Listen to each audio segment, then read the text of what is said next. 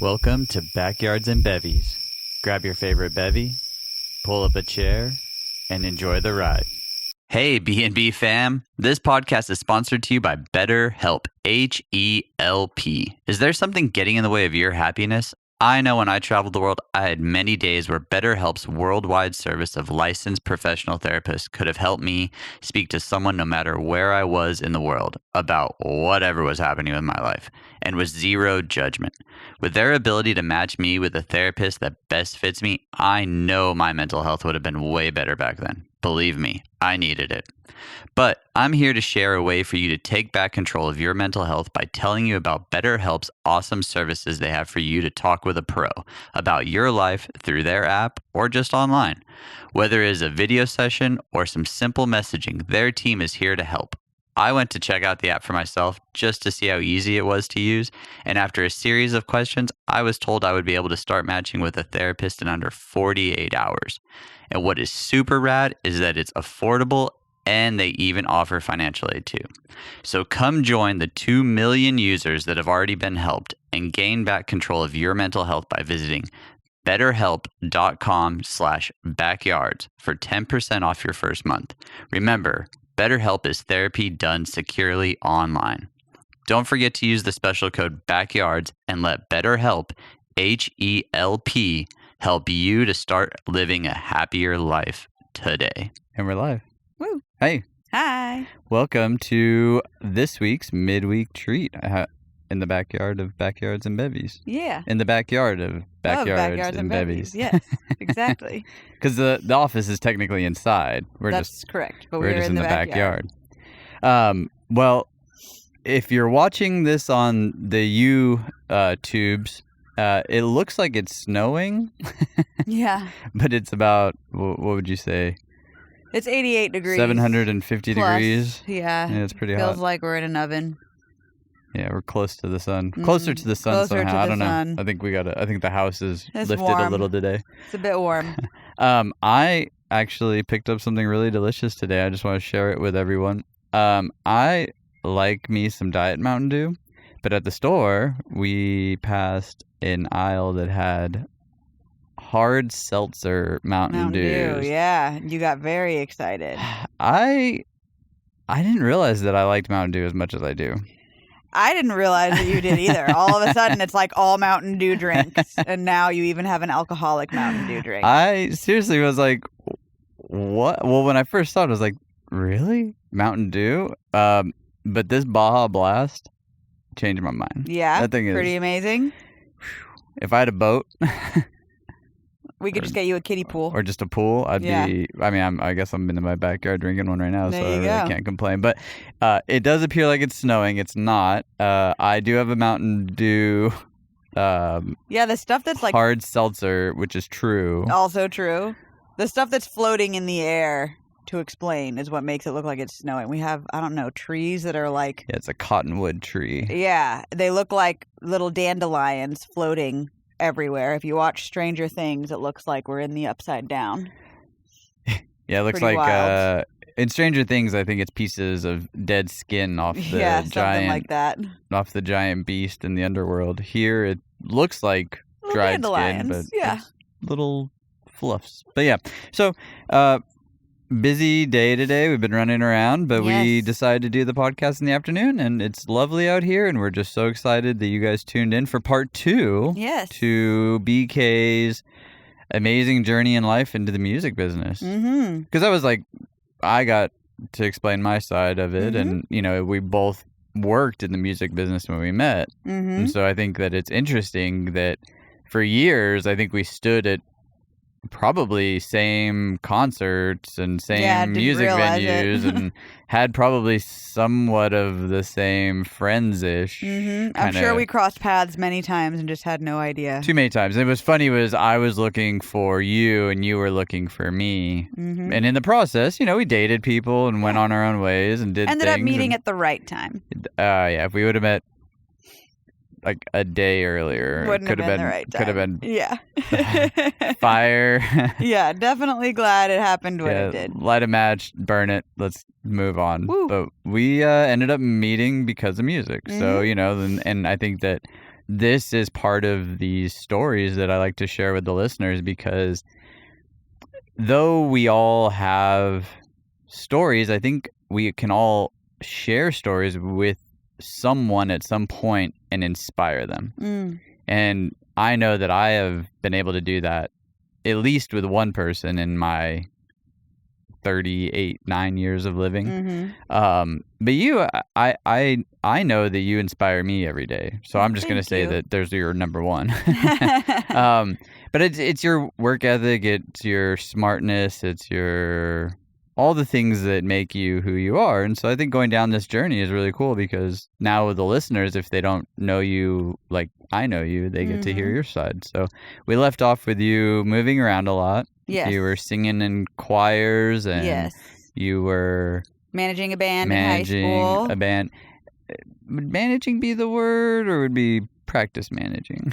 I mean, I took them to their shows. And what does a manager do? Like definitions are, I think, handy sometimes for listeners, because when I first started in the music business, I was like, I want to be a tour manager. I'm going to go to school for business management. And that's no.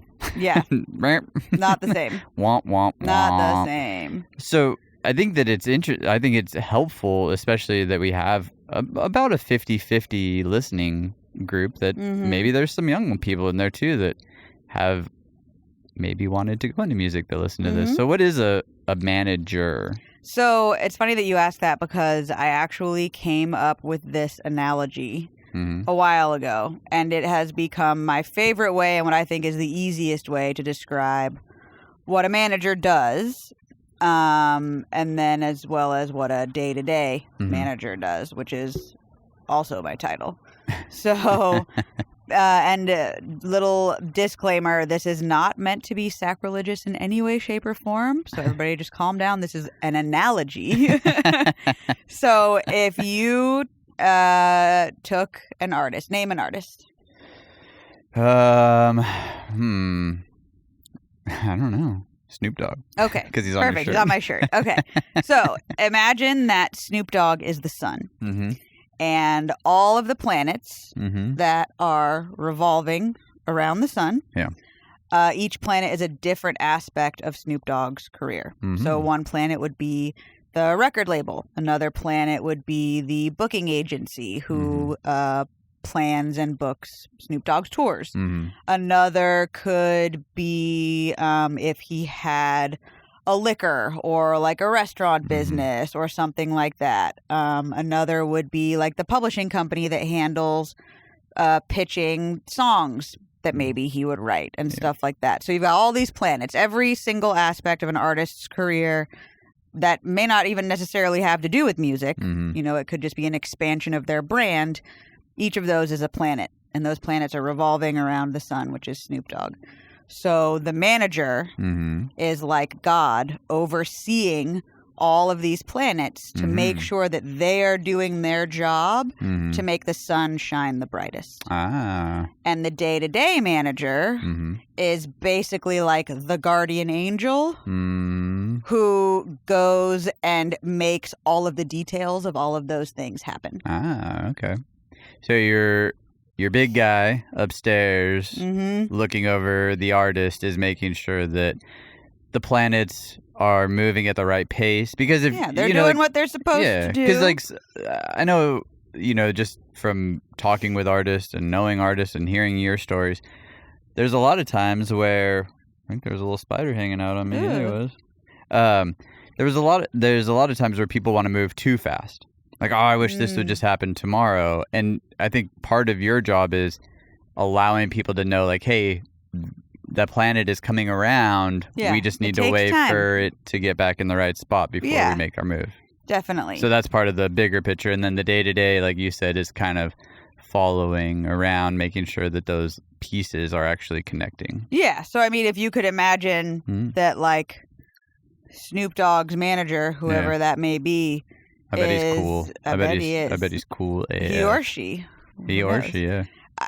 If they are, if Snoop's getting ready to like come out with new music, the manager is talking to the head of A&R and the producer at the record label and stuff like that, making sure like, okay, so what's the plan for this? Yeah. And then Snoop's manager is going to his day-to-day manager and being like, all right, get with the record label and make sure that they've got the marketing plan and, so all of the nitty-gritty details that have to go into each one of those aspects. That's cool. Are what the day-to-day does. So you were doing all of that in high school? No. And obviously very, very different. And I say that. But sometimes being a manager is also like glorified babysitting. Well, because you're there just kind of like making sure the artist is taken care of on site at certain things. And the band I was managing in high school, obviously they were just like a local band. If they were lucky, they were getting paid at the shows that they were playing. But so it wasn't like they had a tour manager or other people handling other aspects of what they were doing. So I was the person who would like communicate with the venue to be like, okay, what time do they need to be there? I'll get with you about getting them paid and things like that, so that the artist could focus on doing what the artist does best, which is play the music. Yeah. But my point to it is that you kind of were doing some of these things, but at such a smaller very different level. At a small universe level. Practice level. Yeah, and I think that's cool, though, because did you know at that point, so now before we get into the story, like, here you are in high school, soon to be graduating, I'm assuming. You had sung, you knew that you wanted to be in music, is what you were saying last time, but you were already on the assumption, well, if I don't make it, I should probably have a plan B. Yeah. Well, and so the plan B was, if I don't make it as a singer, I want to work in the music industry in some capacity to where I can help other people who are trying to make it as artists. For sure. Help their dreams come true. And I didn't know, I had no idea what a booking agent was back then. I really didn't even know what a manager was, but you would always hear about like the record label. 100%. So at that point, I wanted to work in A&R at a record label. I wanted to help discover the new talent and all that kind of stuff if I was going to have to work in the industry versus being the artist. All right. Well, let's pick up then. Now that we have a couple definitions said and we know what you are and who you are, take us back. So let's see, where should I go? So I graduated high school, and you're in Falmouth at the I'm time. in Falmouth, Massachusetts, on Cape Cod, and I had ended up deciding to go to James Madison University, which is in Virginia, in a really small town in Virginia. And the reason I had chosen to go there, besides it being a great school, is because they had a great music business program. So I go there. I'm there for one semester. The school was awesome. Made a lot of great friends. I rushed for a sorority down there and stuff, and things were going great. It was very far from Massachusetts. Like, I would have only been able to go home for like Christmas or Thanksgiving. Like, not go home for all the holidays and things like that. And it just, I didn't want to stay at JMU. So as the semester at JMU is winding down, I'm trying to figure out how I can transfer to the University of Massachusetts in Amherst, which is like the main UMass. It's like the zoo is what they call it. It's the big campus. And it's in the mountains in western Massachusetts, beautiful area. And all transfer programs have been closed for the semester. Like, you could not get in. And they didn't have a music business program. So the program I was trying to get into was called the BDIC program, which was Bachelor's Degree with Individual Concentration.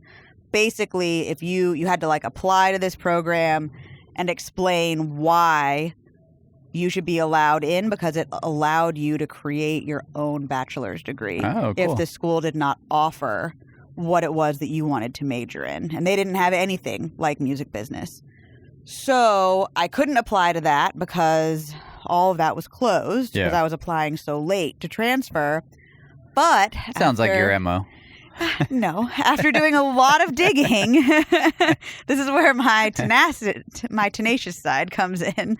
I discovered that the veterinarians program, like equine veterinarians for horses. Oh, cool. They were still accepting transfer students. Ah. So I applied to that school as part of UMass and actually ended up getting accepted. So basically what I did is I transferred acting like I was going to go into becoming a horse veterinarian. And I do love horses, and I did find it very interesting, but it wasn't what I wanted to do. But so that... Did you actually have to go to a class? I did, yeah. So that first semester, my spring semester freshman year was the first semester I had at UMass. I had to take, I think it was like maybe just one equine class. And it was like an intro, like veterinary equine class, which was really, really interesting. And I was able to get some other like gen ed classes out of the way and stuff like that, and went ahead that semester and started my application process into the BDIC program. BD? Bachelor's degree with individual concentration, BDIC. So I don't know why you're laughing. That's a BDE. No. But yes. So I ended up getting accepted into the BDIC program and starting my first semester sophomore year in the fall, I was able to actually start going to the classes that I had pitched basically as like what I would need to create this degree. So I had everything in there from like management classes, like business management classes and marketing, and I took entrepreneurship and communications. I took some music theory, like I tried to like actually tie a little bit of music in there and stuff like that. And so what I ended up calling my degree was entertainment and performance industry management, because you couldn't call it music business. Gotcha. You had it because that's false advertisement? I guess. And because that's like an actual degree at other schools, like this had to be something that was like specific to why I needed to be in this program at UMass. Gotcha. So entertainment and performance industry management. That's a pretty cool idea when it comes to a school, because it was super unique. Well, I think it was really cool. I mean, just looking back on my experience with college, which was short-lived, but I hated every class. I hated all the things I had to do to finally get to what I thought I wanted. And if I got to choose all the classes I wanted to take, I mean, to create a degree, that'd be awesome. Well, it was really, really cool because... Do they still offer it? They do, yeah. BDIC is a huge program there. But I think definitely the class that resonated with me the most and the professor that resonated with me the most while I was there was my entrepreneurship class with Professor Thoreau, and he's still there. I need to actually reach out to him and say hi. But he helped create what is now like modern cable TV. Wow. Like he helped start Comcast Xfinity, basically like the technology for it as an entrepreneur. And then ended up becoming a professor at UMass. And he was awesome. He actually like, when I eventually ended up deciding to apply to grad school, he wrote my recommendation letters that I sent out to everywhere. Really But he cool. was awesome. But so while I was in college... In horse classes? Only the one class. So we've passed that. Oh, okay. Now. So my... Gosh, when did it start? I guess my junior year of college... I realized I needed to get an internship in the music industry in order to like actually hopefully be able to get a job after I graduated. And a girl, AJ, she ended up actually being an alumni of UMass, and she was the like coordinator / assistant to the VP of publicity for Columbia Records in New York. Oh, real cool. So I ended up interviewing with her. Like, the only reason she posted this internship on UMass's like internship website was because she had gone to school there. Otherwise, she would have obviously gone for like an NYU student or, you know, somebody who actually was going to get a quote unquote music business degree. So I interviewed with her at a coffee shop in Amherst and ended up getting the internship. And how old were you? I just turned 21 at the end of my junior year. And moved to New York City for the summer all by myself. Dang. Yeah. I ended up living in this building that actually was like specifically for people who were doing internships in the city. It was in this really nice part of Brooklyn, like just over the bridge, Brooklyn Heights. And it was awesome. I would just like jump on the subway and take the subway in to, what was it, 550 Madison, I think was the address. Sony's not there anymore. That's the parent label of Columbia Records. Real cool. But it was really, really awesome. So I worked in the publicity department, and I actually like never had to go get anybody coffee. I think I only picked up lunch like a handful of times. I was actually very involved in doing actual things. So you're still enrolled though at UMass? Yeah, this is just a summer internship that counted for credits. Wow, towards my made up degree. Mm-hmm. Correct, towards my made up. And I say made up degree because I did made it up. Yeah, I mean, exactly. But I mean, it was awesome that first summer. I mean, I was super broke because, of course, the music industry doesn't pay their interns, and I'm living in like the second most expensive city in the country. So my parents, thankfully, were kind and generous enough, and my family was blessed enough that they were able to support me while I was in New York, so that I could pay the rent for where I was living. You don't have to go get a job at Hooters and things like that. Yeah, no, my dad was not going to let that happen. Unlike my dad. My dad let me do it. Well, it's different when you're a guy working at Hooters than a girl. But it was really cool. So I wasn't in the A&R department like I had, originally hoped, but I made friends in the A&R department, and I actually was good friends with a band who had previously been signed to Interscope Records, Twisted Method, who we've talked about before, an awesome metal band. Yep. And they're from Florida, though. They're from Florida, from Fort Myers, from Cape Coma, Florida is what they call it, the Cape Coral area. But they had, or were they on Geffen? I think they were on Geffen Records, and then Geffen disappeared. And when Geffen disappeared, the majority of the acts got dropped. Interscope only took on a handful of them, and so they got dropped. And then they kind of rebranded, and instead of being like super metal, they ended up sort of being like pop punk metal, because like Fall Out Boy and different bands like that were really big on like TRL and stuff. Like My Chemical Romance was really big at the time, so rock was very popular, but it was rock that you could like sing along to versus the screaming kind. So they had started this band called Makeshift Romeo, and I ended up like playing their music all the time at Columbia, just like hoping, oh, maybe somebody will overhear this and I can like get my friends who are super talented. I mean, they were awesome.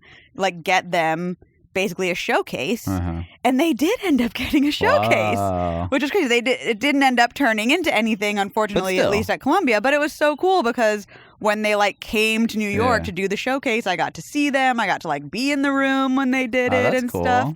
So that was really awesome. I didn't get any of the credit because, of course, the A&R people were like, yeah, we found this band. And I was like, yeah, I gave you a burned CD of their music. Such a music industry thing to do. It totally is. But it was really cool. I mean... Like, is that your ice cream cone over there? Oh, no, it's mine. I think that's mine. Yeah. But, I mean, it was really... Back then, the music industry... Well, it was still CDs. A different beast. I mean, so, like, Napster and... LimeWire were a thing. All of that was happening. Like, all that came out when I was in college. So the illegal downloading that was happening in the music industry was absolutely crushing it. Yeah. Like, it was a major, major, major, major problem for the music industry. And unfortunately, instead of trying to figure out how to harness that technology, everybody was trying to fight it. Yeah. And there was no way to fight it. It was just spreading too fast. Yeah, it was out there. So, because of that, like that was definitely going, but it hadn't crippled the industry yet.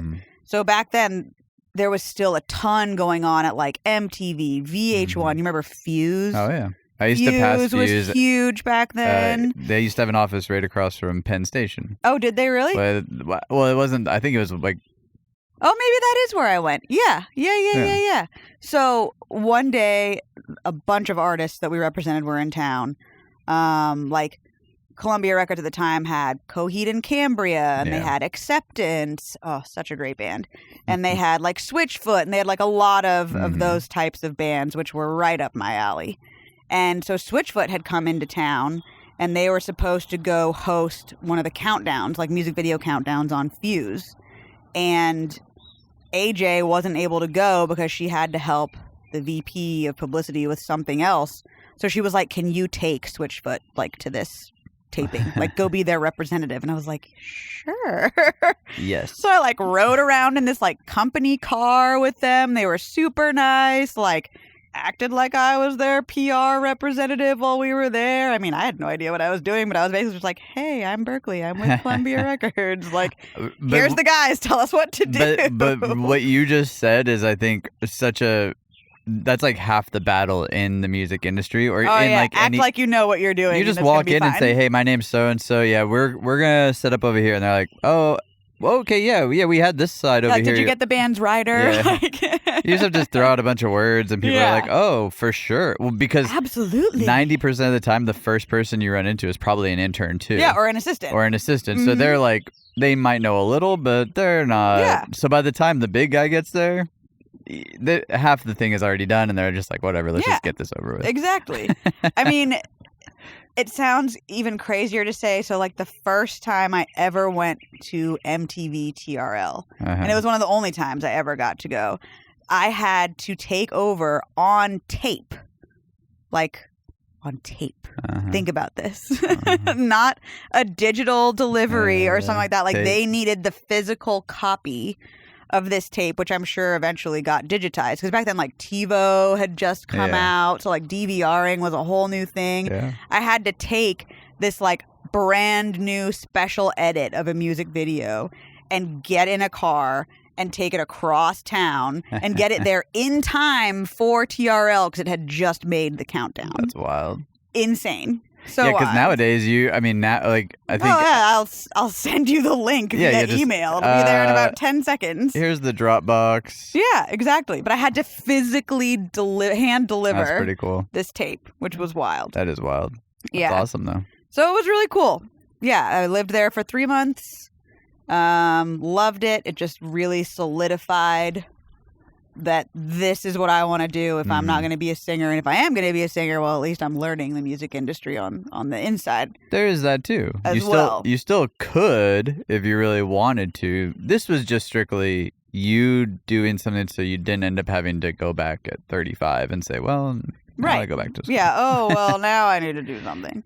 So, when you were living in your shoebox in... Oh, yeah, I had a roommate, like, it was 2 twin beds in this, like, I literally, like, I would come home from my internship and I would open a can of corned beef hash and, like, throw that in a pot, because there wasn't, like, a real kitchen. Like, you had, like, a little hot plate, and that would be my dinner with, like, a Bud Light. With a Bud Light. Because I was 21 and I was like, woo! Time to drink beer. Yeah, I was...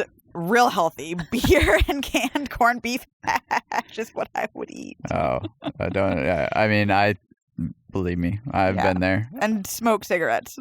Oh, well, yeah. I mean, you want to have like 10 before you go to bed, so that way you look as cool as you can. Oh, 100%. 100%. Well, that's cool. I mean, I growing up around the idea of wanting to be in music, New York City was always... LA and New York City were clearly the mecca for either one. For sure. You know, like you could say, well, I want to go to New York because I feel like, you know, I want to try to get into some hip hop, or, you know, I really like Wu-Tang Clan, or, you know, you had all these giants over there, Biggie, and, you know. And then LA was like, well, you know, maybe I would do some punk rock or some rock and roll, or, you know. So I can see the allure of living in New York or living in Brooklyn. Taking the train in. Yeah. Every day you're living that life. I'm like listening to music on my iPod on the subway, like feeling super cool. I mean, you look like the commercial. 100%. You look like the commercial. Oh my gosh, 100%. It was awesome. Do you have the new iPad or iPod? iPad was not a thing yet. 64 gigs. You're like, I can hold 17 songs. Right? It's amazing. Yeah. That'll take you 3 days to download online. But remember, that was part of like all their pitches too. Is like, you can have 10,000 songs on here. Right. You're right. Like, it was like, oh, whoa, that's way more than I could make on a mixtape or a burned CD or whatever. That's cool though. So here you are, summertime, living the dream. Living the dream. You've gotten to actually do a couple cool things. Yeah. You're a junior, so you have one more semester and then a full. No, so like this was summer after my junior year. So summer before my senior year of college. So I finish up my internship. Were you in a sorority then? Yes. So actually, I was getting to that. So I was in a sorority all through college. Kappa Kappa Gamma. What's up, KKG? Delta Nu chapter. And I was the social chair. No. I will not sing any songs. They're secret. I was the social chair my junior year before I went off to this internship. And then I actually got elected to be president of my sorority my senior year. Okay. And so, anyways, that kept me very, very busy. But so I come back. Did you just have like a flat? I was like, wait, where was I going? You paused for a second and went to a different world. I couldn't remember where I was going with that statement. I was just picturing you like in your brain. There was young Berkeley like keg standing a beer, and you're like, oh yeah, what were we talking about? Music? Good times. Flip cup champion of all of Greek life. Go me. So before, like literally. How did you? I guess you're getting to why you joined a sorority, or can I ask that now? Oh, you can ask that. Why did I join a sorority? Yeah, what was going into music, was there like anything in your brain like that was telling you like if I do this, there's a chance? Or I'd always been interested in it. My mom was in a sorority, my dad was in a fraternity. I think my mom was in the same sorority as my grandmother, so their sorority was not at my campus, so I couldn't like join that as a legacy or anything. So now you're rivals. I mean, I guess. But so I had just always been interested in it. I thought it would be a great way to make friends, meet a bunch of people. For sure. I'd always been like really involved in like school spirit and stuff like that in high school, and just figured it was another great way to like be a part of the overall like campus student body, campus experience and stuff like that. And I loved it. It was awesome. All right.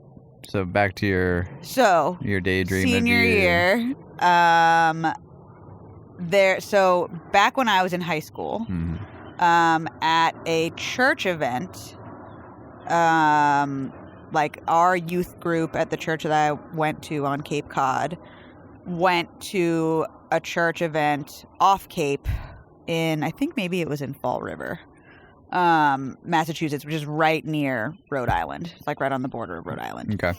And I ended up meeting this guy there, Matt Medeiros, and we became friends, and we ended up like long distance dating, air quotes, for like 2 weeks. Like we were into each other for like 2 weeks, but we stayed friends. And he ended up hitting me up, man, I think on MySpace, back when like MySpace was a huge thing. I mean, all that was like just starting back then. Tom was the man. He was the man. And so everybody's first friend on MySpace. Always had a friend. Always had a friend. Everyone had a friend on So MySpace. he reached out to me, and that's why the church event, I was like singing at this church event, and he was playing guitar. That's how we ended up meeting. So he reached out to me and was like, hey, I am auditioning to be the lead guitarist of this band in Rhode Island. They're also looking for a singer. They want a female singer for this like pop punk band they've got going on. He was like, would you be interested? And I was like, oh, I mean, like that music sounds like it'd be right up my alley. Sure. Why not? Sure. Let's add something else to my plate. I'm graduating college this year. I'm the president of my sorority. Why don't I drive 2+ hours to Warwick, Rhode Island, which is like just outside of Providence, to audition to be the lead singer of this band where I don't know anybody. Part of your dream, except this guy. Yeah, part of my dream. So the bonus to that is that my best friend Sydney was in college at Salve Regina, which is in Newport, Rhode Island, which was only like a 20 or 30 minute drive from Warwick. So I like made plans. Oh, I'll come visit you for the weekend. I'll audition for this band and I'll come hang out with you. And then I'll go back like Sunday night before we had our chapter meeting. So they told me, they were like, yeah, you need to come prepared to sing these 3 songs by Paramore. And at the time, I had never heard of Paramore. So I literally learned these songs and sang along to them on that 2-hour drive that day. On repeat. And of course, through the course of that, I fell madly in love with Paramore. I mean, Hayley Williams' voice is just insane. Yeah. And that was back when their like first album was getting to be really big. I mean, just so many great songs on there. So I go down there and I audition and I end up getting the lead singer gig for this band. Yeah, and at the time, the band was called Phineas, which I always forget about, but he reminded me of the other day. And then they decided that we were going to change the name and we became The Gradual. So that was the name of the band that I was in. And yeah, I would go down every single weekend. Mm-hmm. I would drive that 2+ hours. Jeez. Go and do band practice in one of the guitarists' basement of his parents' house, and then go from there to Newport and hang out with Sydney for the weekend. And then I would drive all the way back to UMass and continue doing school and all that other stuff. So sorority partying was done during the week, from what I'm hearing now. Yeah. I mean, I guess we practiced maybe not every weekend. Maybe it was every other weekend. I was going to say, but anytime we had practice, I would be there. Gotcha. Yeah. Gotcha. And then you guys would play around Rhode Island and surrounding cities? Well, so it took a minute before we played our first show. Before we even played our first show, we submitted a song that we recorded in that basement to the radio for like a radio contest to get your song played on the radio. Oh, we didn't win, but that song, actually, it was a great song. The recording, obviously not so great. It was done like the microphone hanging from the ceiling behind pantyhose strung across a coat hanger. And that's what that's what home recording studios were back then, though. Sydney played it for her class that she teaches high school English to the other day, which I was mortified about. Yeah, they probably were like, can you... They said it slaps. They liked it. Can you turn this off? No. I was like, don't lie. And she was like, no, they actually liked it. They want me to play more. Send me more music. Send me more music. That's amazing. I love it. So, yeah. And then we ended up going to this studio. It was somewhere else in Rhode Island called Boo Studios. And the engineer was awesome. He was so nice. I don't remember his name. He was this big black guy with like the longest dreads I'd ever seen. They were so awesome. Nice. And he was so cool, so friendly. Recorded 2 songs. One song? Recorded 1 song for us. And it was the first song that I had ever written. Whoa. Which I actually wrote during my entrepreneurship class when Sydney had come up to visit me one time at school and I wasn't paying attention. I was writing down lyrics and yeah, we actually ended up way down the line when we ended up going and recording a full EP. We used the harmony ideas that engineer at Boo Studios had and incorporated it into what ended up becoming the final recording of that song. So you kind of were, in a way, living out everything that you were wanting to since you were in high school. Yeah, well, because I had made the deal with my parents, like, you have to go to college, and after college, you can go do whatever you want, as long as you have, like, that backup plan. So I was doing both at the same time, like, okay, when I graduate, I'm going to have this band, and if we decide we're going to go to LA or New York or whatever, I'm going to be able to do that because I'm going to have this college degree and I'll find a job in the music industry and I'll do both. Like, that was the overall That was it. Were you still thinking LA? Or were you thinking maybe going back to New York? I think the thought was always LA because that was really more, I guess, like the scene, so to speak. New York was always an option, but I also hated being cold. So I was like ready to get away from that New England weather. Yeah. There is something to be said about everything else LA. I've never lived there, so I can't really speak on it too much. Visiting LA, I have my differences, but the weather, it's unbeatable. Pretty great. I mean, it's just awesome weather Definitely. All the time. So I could see the appeal. Yeah. Plus, being in a band, you go hang out on Sunset Strip or take your band and maybe get a gig at the Viper Room. Right. Or, I mean, like, those were, I think... Those are the, like, iconic places. Other than CBGB, which by that time in New York, may it rest in peace, because it's not there anymore, there weren't a lot of clubs. that we knew of. That you knew of. That we could get into. Yeah, because you had like 930 in D.C. You had Lupo's in Rhode Island. Rhode Island. Yeah. You had all these big clubs, but you had to be someone kind of to get in, right? Right. Yeah, so I could see where... Yeah, I don't know. It's hard. Music is a hard business to get into, and I think that's why. And you have no idea how hard it is when you're starting out like that, because it's like all dreams and butterflies and rainbows, and you're like, oh, but we're so good. Like, it's going to be so easy. It is impossible. Well, no, you're exactly right. As you dream about it, like as a 15-year-old, it seems easy. Mm-hmm. But the second you go to research, how do I? Yeah. Especially back then, because... Yeah, it wasn't like you could just Google. There wasn't a YouTube channel to tell you, like, oh, well, if you want to record, do this. Yeah, all that was, like, in its infancy. Well, you'd have to read, or you'd have to go and actually learn from someone. It was like a trade, almost, in a way. Like, starting a band back then was way harder than it is now because of the process. It's like you said, you could write a song today and put it on TikTok within an hour. 100%. And have a chance. Like, a very it small could chance. go viral. You very, never very small know. chance. But, like, think of, like, Swaco, right? Swaco, yeah. Yeah, I mean, like, I don't know if he started before TikTok, but I never heard about him until TikTok. Right. And I was like, wow, he's good. Yeah, I'm going to go listen to his stuff on Spotify. I'm going to go listen to more of his stuff. Right. But back in the day, you really had to go through those A&R people, or meet someone that worked at a record label, or meet someone that was in the business that could pass your disc along. Exactly like you said with your friends. It's like, did they get something from it? No, but they had their foot in the door, which is extremely hard. So yeah, going to school, I could see where your parents were right in saying, well, okay, fine. Yeah. Go. But at least do yourself the favor and have something to fall back on. Right. Exactly. Totally cool. Exactly. So you're in UMass still. You've started this band. Yeah. You're the front girl. Yep. Whoa. What was your outfit? I've seen a couple of your outfits. Yeah. A lot of stuff. Was one of them on your Tinder profile? I think that's what made me like you. No, I don't think so. I mean, I've had like a rocker like vibe, obviously, for a very long time. But back then it was like the fishnet like glovies, and I mean Avril Lavigne was huge back then, so like a little tie maybe, or like the 3/4 pants that had like the belts and random things that would like hang off, the suspenders that would hang off the side. Yeah, I never liked those. Well, I thought they were cute. I had a faux hawk. I mean, I did like your hair.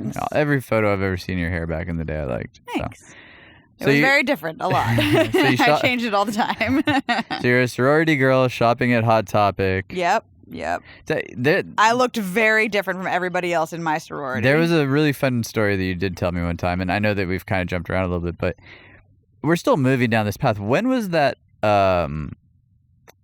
convention that you had to go to? Was that in this same time period? So same time period. Okay, so you're in the band. So I'm in the band.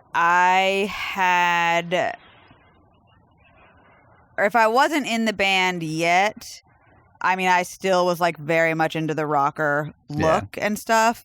I had gotten my hair cut into a very like David Bowie Labyrinth-esque hairstyle. Nice. If you don't know what that is, y'all look it up and literally imagine me with that hair, except that it was blonde and black. So it was pretty wild looking. I loved it. And I had started getting tattoos. I didn't have like a lot of it. I didn't have my sleeve or anything like that yet, but I definitely looked very rock and roll, like studded belts, Chuck Taylors, all the things. And that year, Nationals was I think it was actually in Rhode Island or Connecticut.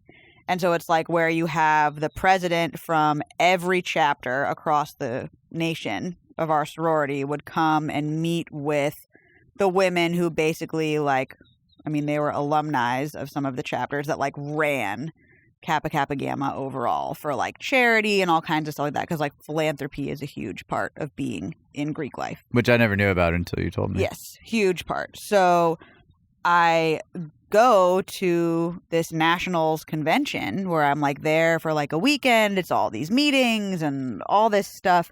And when I get to the hotel where it's at, I walk in and like all eyes are on me.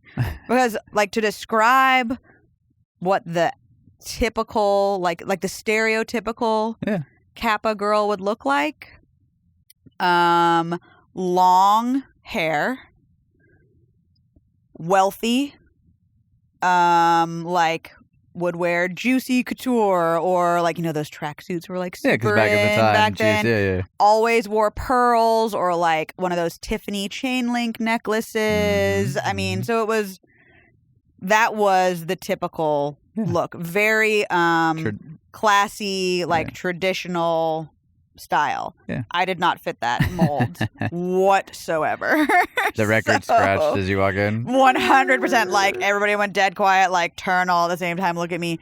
So I go to the registration table and I was like, hi, I'm Berkeley Myers. Like I'm here to register. And they were like, I don't think you're at the right table. And I was like, no, I am. And they were like, no, I think you're confused. Like, I don't think you're at the right location. Like this is the Avril national Lavigne. Convention for the Kappa Kappa Gamma sorority. I was like, I am the president of the Delta Nu chapter. Like, my name is on that list. And they were just like shocked. By the end of the weekend, everybody loved me and I'd made all the friends and all the things. But, you know, it's one of those like, don't judge a book by its cover. Well, yeah. I mean, we've talked about it before. I mean, unfortunately, there's stereotypes in the world. But it ended up actually being awesome for our chapter at our school because we ended up really expanding on the types of people that we recruited. And that's an awesome thing. Members. We got away from like the cookie cutter looking for the same types of people and really started to have a much more diverse group of women. The point is to help people. So, I mean, if you're going to go help people, you might as well have people that have the best idea on how to help people as opposed to you look really good as a sorority member. Exactly. Exactly. Because let's be honest. A lot of it used to be based on the physical, for sure. Well, for 100%. sure. And I think even in modern times today, I'm sure there still is a lot of that. But that's awesome that you helped. And I think that's one of the best qualities about this entire story that if people listening can take away from anything is that you've taken a lot of typical stereotypes, crushed them, and then helped people see the bigger picture as to whatever task you were or whatever job you were doing or whatever industry, you know, party you were helping throw. You know, it's like you've always told me all these really, really cool stories. Is like, oh yeah, like they didn't have this when I first started, and then I ended up becoming the president, and then I ended up starting this book that now travels with everyone that helps people do this. Or, you know, so I think that out of this, that story wasn't just to laugh. I mean, it is funny. It is a funny story, yes. but that to me, there was so much more to that. And I think that's why I think I really love hearing your story. And it inspires me to be, you know, like that helps me to be like, okay, well, maybe I shouldn't judge a book by its cover more. Yeah, exactly. You just never know. You never know. So, all right. So you've come back from this. You're in the band. Yes. So. You look hot over there, by the way. Like looks wise or like temperature wise? Both. I'm hot. I am temperature wise. I'm sweating it out. I had to bring it up a bit. My Baja Blast is delicious. I hate you. My water is so good. So sorry. And I mean, besides the fact that I'm obviously like visibly pregnant now, so that's making me like even more hot temperature wise. I could only see Snoop Dogg's eyes. His mouth has disappeared. And it's to my belly. So fast forward to I am getting ready to graduate college. Yes. And have applied all over the place to like every record label for every entry level assistant position, all the things. And unfortunately, besides illegal downloading, at this point really starting to cripple the music industry, payola had also come into play. And payola is, back in the day, record labels would they would send, I mean, they would actually like pay some radio stations with money or with promises of like, you could use our corporate jet, or we will send you to this island on this vacation. Anything like that, where you're basically like trading favors to get songs played on the radio for your artists. Oh, wow. I never heard of that. Super illegal. But there wasn't really like, nobody was cracking down on that as a law. Okay. I mean, if you think about it, it's fraud. Because these songs that are getting played on the radio over and over and over and over and over again, they're supposed to be getting played because supposedly that's what the listener base wants. True. Well, that's not what was happening. Radio was taking favors from record labels and things like that, and it was sort of like a mafia tactic. If you think about it, like, if you do this for us, well, we'll let you do this. And it was, you know, it was a big barrier of entry for artists that were actually really great, trying to get played on the radio. If you didn't work for a major record label that had millions of dollars and jets and vacations and things to throw at these radio stations, your stuff wasn't going to get played, and your artist just was never going to become popular, because back then radio was still such a major factor in an artist's career across all genres. Yeah. So the payola scandal happens, and basically what goes down is that at the time, Elliot Spitzer was the New York Attorney General. Okay. And he went to the big four record labels, which back then were Sony, Universal, RCA, EMI. No, RCA was part of Sony. Oh, okay. And Warner. Ah. And basically said, like, this has to stop. I'm going to fine you millions and millions and millions of dollars. And you basically had to like pay reparations to the government. He wasn't going to put anybody in jail. Yeah. As long as they paid the fines and got rid of the, so to speak, like bad seeds at the companies who had been doing this. So all these people, like entire departments of like radio promo staffs were fired. Wow. Lost their jobs. Even if they weren't doing anything wrong, it didn't matter. It was basically like a clean house moment across the industry. All of that and illegal downloading and the recession were all happening when I graduated college. Fun. There were no entry-level jobs. 0 jobs. Mind you, the entry-level jobs that I was applying for were for, like, living in New York City. You'll make $20,000 a year, like, below the poverty line, and have to work 80 hours a week. Doesn't that sound great? Go get a second job, whatever. So I couldn't get a job, which was obviously very worrisome. And then, thankfully, a guy who I'd been friends with who was in one of the fraternities on campus, this guy Adam, he was working in the sales department of this brand new startup company called Groove Mobile. And Groove Mobile was basically the iTunes for Sprint. So back then, iTunes had like recently started and it was on Verizon. Yeah. And then Sprint had Groove Mobile. And that was how you were able to download ringtones. Yeah. As well as, I mean, like some full songs. It wasn't like super available yet because the technology wasn't quite there yet. But that was really like how you were getting music onto your phone and stuff back then.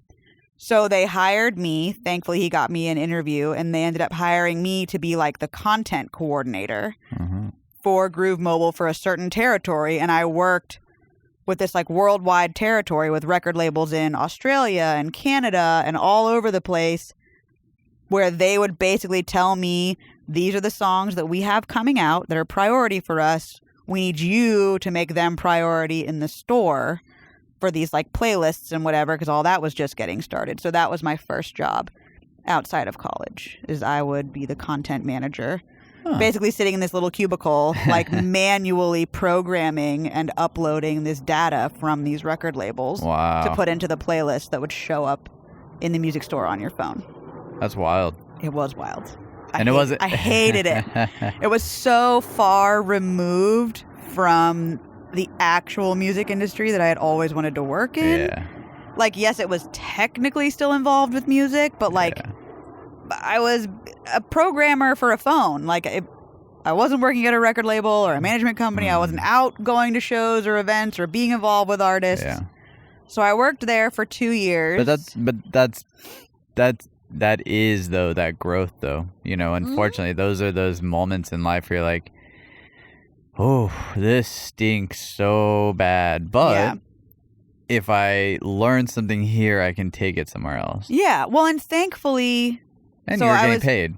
I was making good money for like your first job out of college. It was way better than what I would have made working at a record label. 2006. Back in New York, right? No, I'm in Boston. Boston. So I was living and working in Boston, which was awesome. We've talked about me being a huge Red Sox fan. Like, it was amazing. I loved living in Boston. It was awesome. And so my office was outside of the city. So I was one of the few people in the city who had a car. So I would drive to work, but they also would allow you to work from home. And that was like unheard of back then. So before like COVID. 1 or 2 days. Yeah, way pre-COVID. 1 or 2 days a week I would work from home, which was awesome. And then on the weekends, I was always going to Rhode Island to still go to band practice. Wow. But the great part about living and working in Boston is that I had started to make a bunch of connections at like the local clubs and stuff in Boston. So my band started playing at some of these really iconic places in Boston, which was really amazing. Like the Middle East was, I don't even know if it's still there. I think it is. I don't know. But they had an upstairs that was a smaller room that was like maybe like a 200, 250 cap. And then they had the Middle East downstairs, which was like the big room that it fit like, I don't know, 500 to 700 people or something like that. Yeah. So that was really my outlet, was band practice, playing shows in Providence and in Boston. We're like doing the circuit.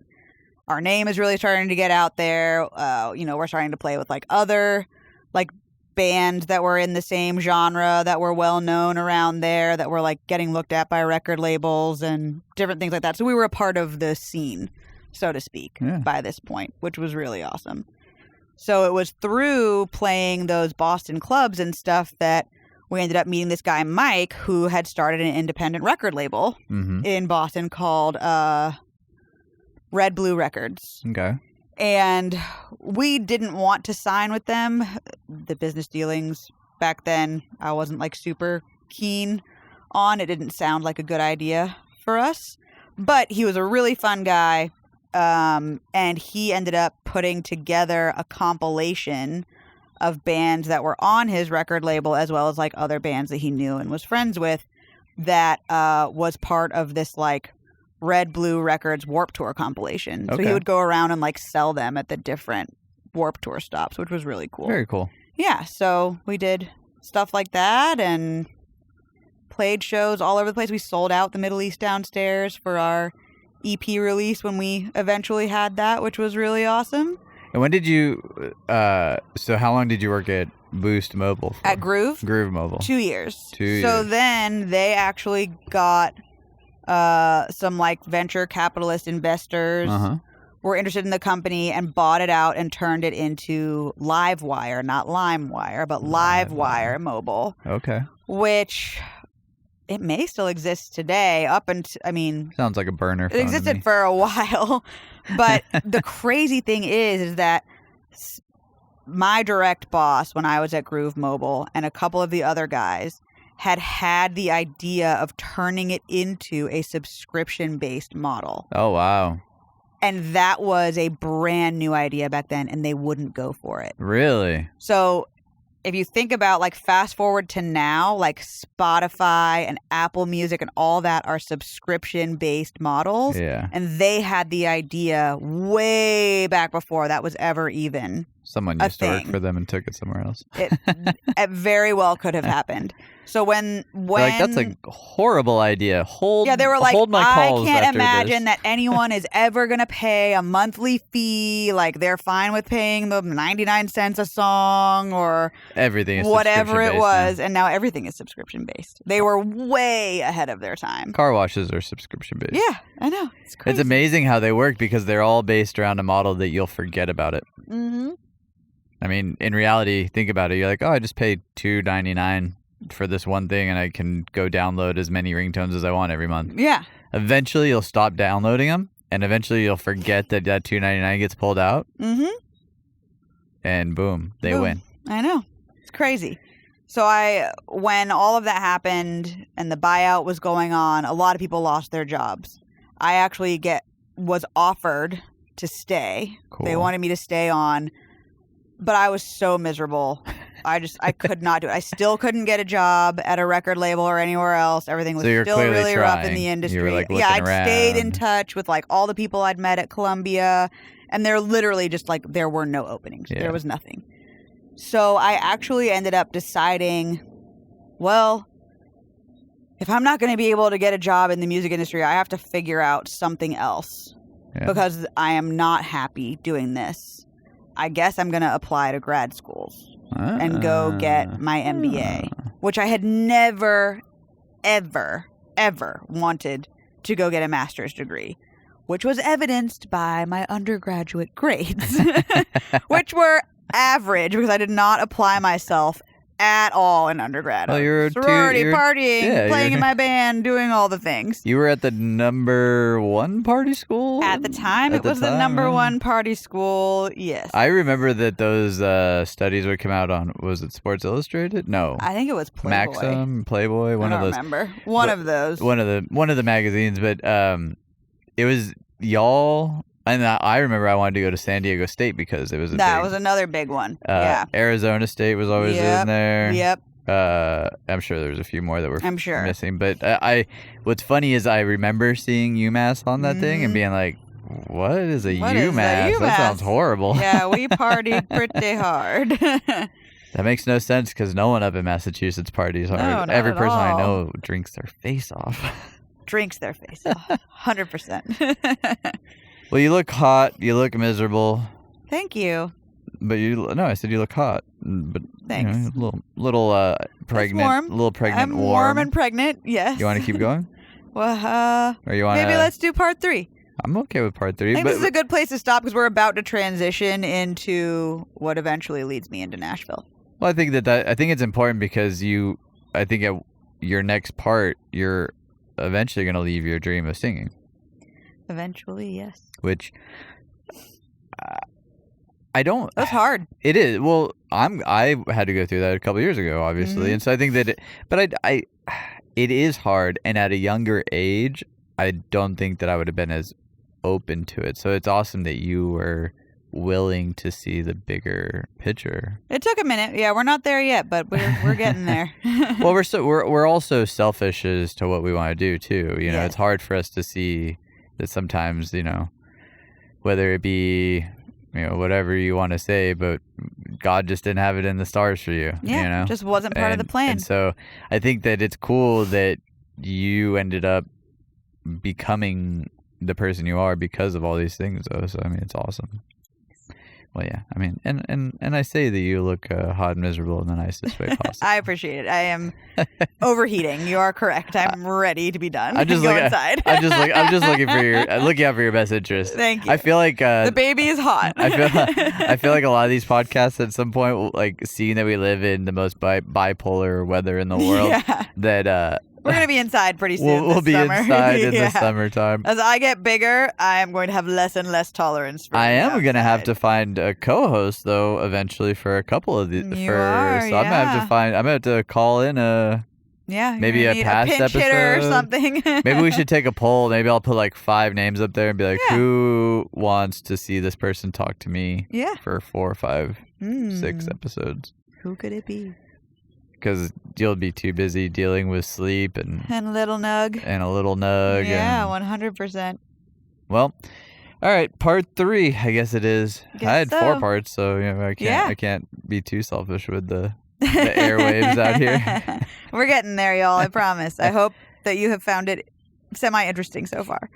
Well, I don't think any story is interesting until the end. When it ties it all together. It will all get tied together. Like, there's interesting parts to it and there's funny parts to it, but I think you have to eventually get to somewhere so people go, yeah, that makes sense. Yep. But that's why it's a story. That's why it's a story. I'm good at stories. I like stories. You are. I know. See you guys next time. All right. I actually finished, I have never put down oh my gosh, you chugged it? It's good job. Now you have to try a different flavor. Dangerous. Dangerous. These are so good. If you are out... PK recommends.